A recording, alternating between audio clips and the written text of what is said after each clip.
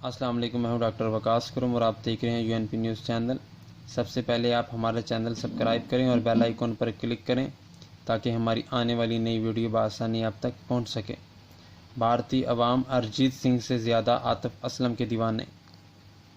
तफसीलात के मुताबिक मारूफ पाकिस्तानी गुलकार आतिफ असलम ने अपनी सुरीली आवाज़ से पाकिस्तानियों को तो दीवाना बनाया है, ताहम उनके चाहने वाले भारत में भी कम नहीं हैं, जो आज भी भारतीय गुलकारों के मुकाबले में आतिफ असलम को सुनना चाहते हैं।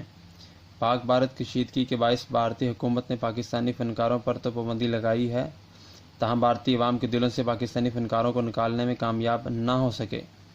आतिफ असलम और राहत फ़तेह अली खान समेत पाकिस्तानी फ़नकार आज भी भारतीय अवाम के दिलों में बसते हैं, जबकि बॉलीवुड मूसीकारों और हदायतकारों की आज भी पहली पसंद भारतीय गुलकारों के बजाय पाकिस्तानी गुलकार हैं।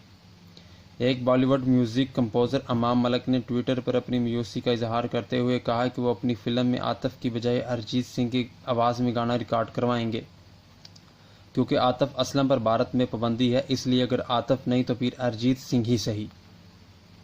उनके इस ट्वीट से वाज़ह हो रहा है कि भारतीय म्यूज़िकल डायरेक्टर और म्यूज़िकल कंपनियों की पहली पसंद और तरजीह आतिफ असलम हैं। तमाम आतिफ के मौजूद ना होने की वजह से अब वो गुलकार अरिजीत सिंह को तरजीह दे रहे हैं। दूसरी जानब अमाम मलिक की इस ट्वीट ने सोशल मीडिया पर एक नई बहस छेड़ दी है कि आतिफ असलम और अरिजीत सिंह में बेहतरीन गुलकार कौन है।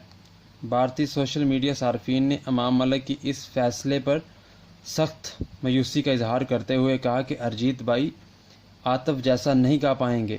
एक और भारतीय सारफ ने कहा कि भाई कोई और रास्ता नहीं है, आतिफ के लिए चाहे एल्बम ना हो लेकिन वो कोई सिंगल गाना ही गाएं।